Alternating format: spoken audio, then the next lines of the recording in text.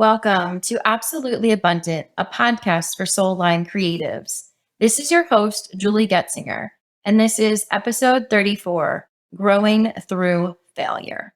Recently, I went and performed a story at The Moth. The Moth is for storytellers, many of which are professional speakers, actors, actresses, coming to perfect their craft. And I decided, being in training as a professional speaker, this would be something that's great for me to get in front of an audience and to practice a story.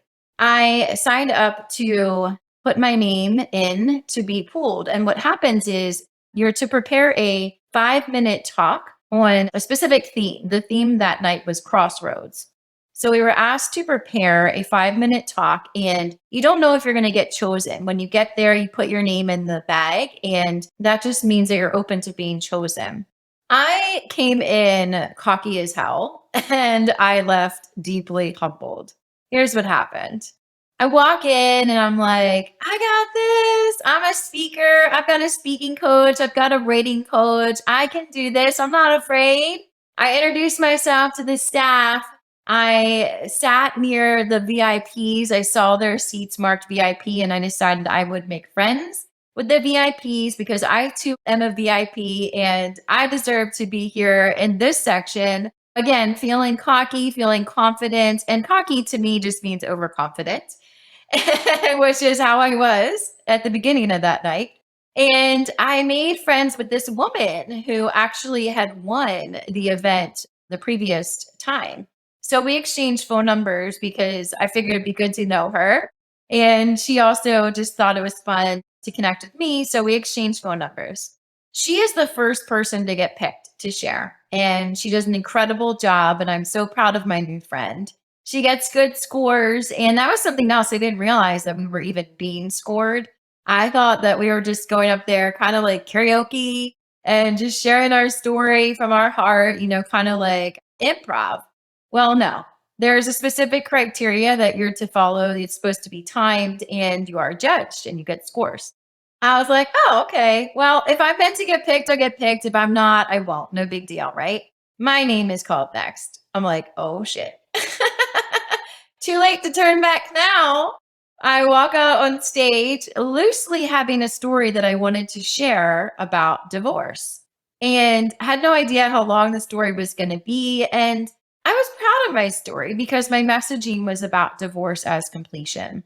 It was about not to fear it, not to think you're bad or wrong, or to shame yourself for going through divorce or for considering divorce, but yet to see it as completion and to continue to send that person love and appreciation after the separation. So I finished my story. It kind of just stopped. There was no real ending. I just stopped talking. Had no idea how long I'd been talking. The audience applauds me. I go and sit down, and my scores pop up. They're low. They're pretty low. And I'm thinking, well, I didn't know what I was doing. It's fine. At least I got up there and shared my story. It's okay. The next person gets up there. Her scores are much higher than mine. The next person gets up there. Their scores are also higher than mine. To the point where my name just kept dropping lower and lower in that list. I'm sitting there feeling like I'm going to explode with tears, fighting them back, just feeling all the feelings of, I have no right to be here. Who am I to be a speaker? I need to pick something else. I can never do this professionally. Who would pay me for this when I just got that score? I don't deserve to be here. The lights finally come on during intermission, and not saying goodbye to any of my new friends, I beeline it the hell out of there. I fast walk to the metro, get to the metro. Two people ask me for money. And I'm thinking, what now? I'm going to get robbed after just being kicked down, being told I wasn't good enough, basically, by a huge audience of people that I've never even met. Finally get home and I cry myself to sleep. I wake up the next morning wanting to blame someone for these feelings of inferiority, these feelings of failure. And I'm thinking, they shouldn't judge you. They shouldn't give you scores. That was humiliating. I will never step foot in the Miracle Theater again. And then I got curious and I started thinking, what part of me has such a strong desire to win and why? I thought back in my life to other times when I had won and lost and what happened.